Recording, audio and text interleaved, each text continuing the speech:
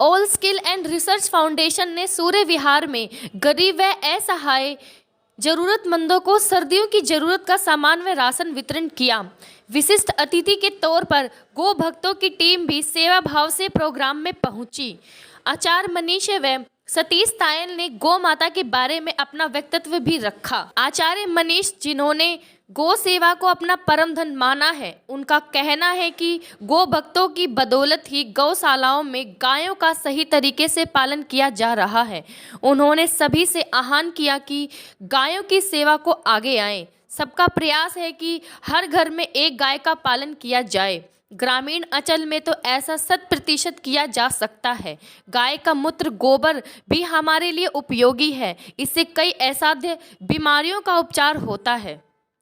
सतीश तायल का कहना था कि आज भी गौ भक्तों की कोई कमी नहीं है। गुरुग्राम में गौ भक्त आज भी गौ सेवा कर रहे हैं। आज गौ सेवा संगठन ने 70 या 80 परिवार जुड़ चुके हैं। यह कारवां आगे बढ़ता रहेगा। हमारा मकसद है कि जिसको हम माता का दर्जा दे रहे हैं, उसकी सेवा करना हर भारतीय का धर्म है। आज तक तकरीबन 2 साल से उनका संगठन एक बड़ी रकम गौशालाओं के लिए सहयोग के रूप में दे चुका है। उनका मकसद है कि हर घर में हर प्राणी गौ सेवा के लिए आगे आए। बिल्कुल दे रही है, क्योंकि शिक्षा का मतलब विद्या ददाति विनयम।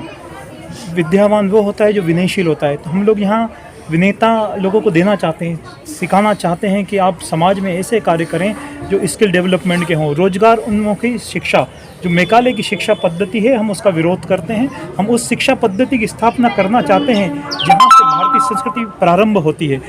ऐसा लेख लिखें जिसका उसका मोटिवेशन हो जाए और उसमें एक इच्छा शक्ति जागृत पैदा हो जाए कि हर बच्चा गौ माता की सेवा करे। जी, बहुत सुंदर आपने प्रश्न किया।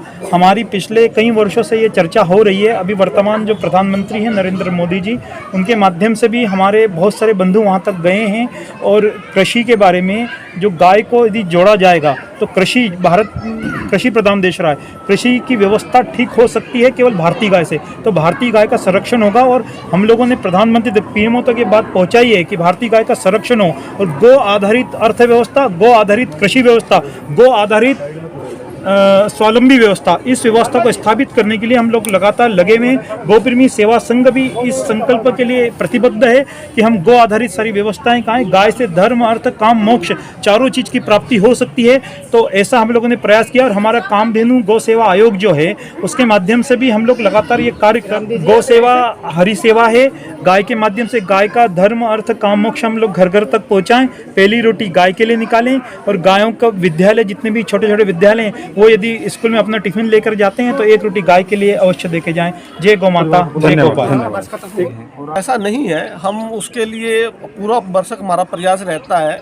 चाहे हम कोई भी छोटे छोटे प्रोग्राम होते हैं, जितने हमारे फेस्टिवल आते हैं, उन फेस्टिवल को हम मनाते हैं। और फेस्टिवल में हम लोगों को आमंत्रित भी करते हैं, तो लोगों को जागृत भी करते हैं। हमारे को जैसे हमारा सुबह का भोजन बनता है, उसकी पहली रोटी हम गौ माता के लिए निकालते हैं। तो एक तो सबसे पहले तो हम सभी को मैं ये भी कहूँगा कि नए साल के अवसर पर हमारे को सबसे पहले रोटी गौ माता के लिए जरूर निकालनी चाहिए। दूसरी बात ये है कि हमारे को अगर हम किसी को अगर गौशाला में बुलाएंगे तो उसके अंदर भाव पैदा होता है। हमारे को सबसे मेन काम यही करना है, लोगों को बुलाना है। उसके लिए लोगों को ये नहीं भाई हम आए और आते ही उससे पैसे की डिमांड करनी है।